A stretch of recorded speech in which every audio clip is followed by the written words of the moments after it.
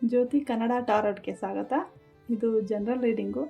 ರೆಜಿನೇಟ್ ಆದರೆ ತಗೊಳ್ಳಿ, otherwise skip ಮಾಡಿ.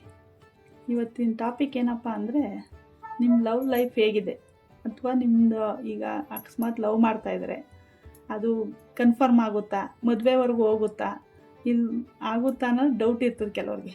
ಅದಕ್ಕೋಸ್ಕರನೇ ಈ ರೀಡಿಂಗು. ಆಗುತ್ತಾ ಆಗಲ್ಲ ಅಂತ.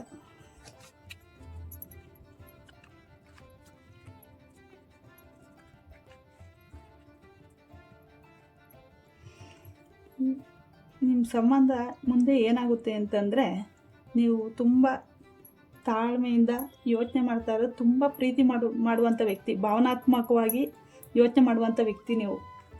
ಈ ಸಂಬಂಧ ಏನಾಗುತ್ತಪ್ಪ, ನಾನು ಹಿಂಗೆ ಲವ್ ಮಾಡ್ತಾನೆ, ಅವ್ರು ನನ್ನ ಜೊತೆ ಮದುವೆ ಆಗ್ತಾರಾ, ಕೊನೆವರೆಗೂ ಇರ್ತಾರಾ ಅಂತ ನೀವೇನೋ ಡೌಟ್ ಇಟ್ಕೊಂಡಿದ್ರೆ ಖಂಡಿತ ಇರ್ತಾರೆ. ಯಾಕೆಂದರೆ ಜಡ್ಜ್ಮೆಂಟ್ ಕಾರ್ಡ್ ಬಂದಿದೆ ಮತ್ತು 4 ಆಫ್ ವ್ಯಾಂಡ್ಸ್ ಬಂದಿದೆ. ಇಲ್ಲಿ 4 ಆಫ್ ಕಪ್ಸ್ ಬಂದಿರೋದ್ರಿಂದ ಅವ್ರು ಸ್ವಲ್ಪ ದಿವಸ ಮೌನವಾಗಿರ್ತಾರೆ. ನೀವು ಕೊಟ್ಟಿರುವಂಥ ಆಫರ್ನ ಏನು ಮಾಡಬೇಕು ಅಂತ ಇಲ್ಲಿ ತೀರ್ಮಾನ ತಗೊಳ್ಳೋವ್ರಿಗೆ ಒಂದು ಸ್ವಲ್ಪ ತಾಳ್ಮೆಯಿಂದ ವೆಯ್ಟ್ ಮಾಡಿ. ನೀವು ನಿಜವಾಗ್ಲೂ ಈ ಸಂಬಂಧ ಮದುವೆ ಹಂತದವರೆಗೂ ಹೋಗುತ್ತೆ. ಮತ್ತು ಏನು ನಿಮ್ಮ ಮಧ್ಯೆ ನಡೆದಿದೆ, ಜಗಳ ಆಗ್ಬೋದು, ಮುನ್ಸಾಗ್ಬೋದು, ಕೋಪ ಏನೇ ಒಂದಾದ್ರೂ ಅದು ಅಂತ್ಯ ಆಗಿ ಮತ್ತು ಹೊಸ್ದಾಗಿ ಆರಂಭ ಆಗುವಂಥ ಚಾನ್ಸಸ್ ಇದೆ.